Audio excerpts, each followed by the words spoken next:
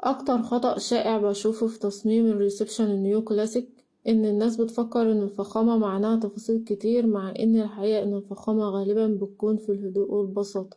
تصميم لصالح مكتب اعمار الغد في المنصورة.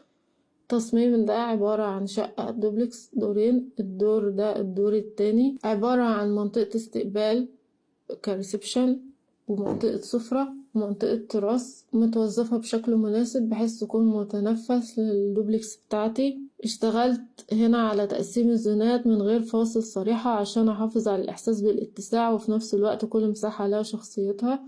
عندي منطقة الاستقبال متوظفة بشكل مناسب بحيث ان انا اول ما ادخل ميكونش قدامي كنبة عاملة حاجز بصري، وانما وظفتها بقطعة من الاساس ملهاش ظهر مع جزء كده اقدر اتكئ عليه بشكل مريح وانا بتفرج على التلفزيون، مع 2 كرسي مع كنبة متوجهين بشكل كويس على التلفزيون والرؤية كلها واضحة. وفي نفس الوقت عندي مش حاسة بالزحمة او حاسة بالضيق، وفي نفس الوقت عندي قطع من الفرش المناسبة لاستقبال الضيوف. اما منطقة السفرة وظفتها بشكل مناسب مع منطقة بوفيه ومراية، وفي نفس الوقت ما هيش عائق لمنطقة الريسبشن. أما التراس كان الفرش بتاعه عبارة عن كرسيين وترابيزة، ومجال الحركة حواليهم سلس جدا مع منطقة جلوس وحواليها زرع. التراس بتاعي بيطل على حديقة خارجية، فبقى المكان متنفس كويس جدا للدوبلكس بتاعتي، ومكان مريح أقدر أستمتع بيه بوقتي. وهنا أول ما بطلع على السلم بلاقي عندي منطقة للكونسول، احط عليها مفاتيح، احط عليها حاجتي او ابص على نفسي في المراية او ايا كان. فمنطقة بسيطة جدا وديكورها بسيط جدا بيخدم معايا الوظيفة.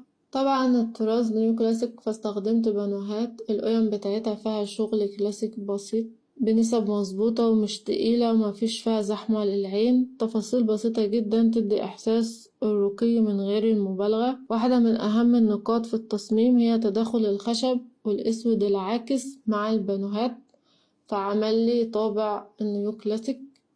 الخشب استخدمته في مكتبة التلفزيون، تداخل الخشب مع شرايح من الستانلس الذهبي مع مكتبة ديكورية من الخشب برضو فيها تدخل بالقشرة والدهان بنسب محسوبة مع نسبة البانوهات. استخدمت الأسود العاكس عشان يضيف لي عمق وفخامة من غير ما يقفل المكان، والأسود العاكس مستخدمينه في كل الفيلا وده ذوق العميل وطلبه. الفرش هنا اخترته نيو كلاسيك عشان يكمل الهوية من غير ما يفرض نفسه. الميزة في النوع ده من الفرش انه استثمار ذكي، اقدر اغير الاكسسوارز او الاقمشة بعد سنين من غير ما احتاج تغيير جذري في البيت من حيث الديكورات او غيره.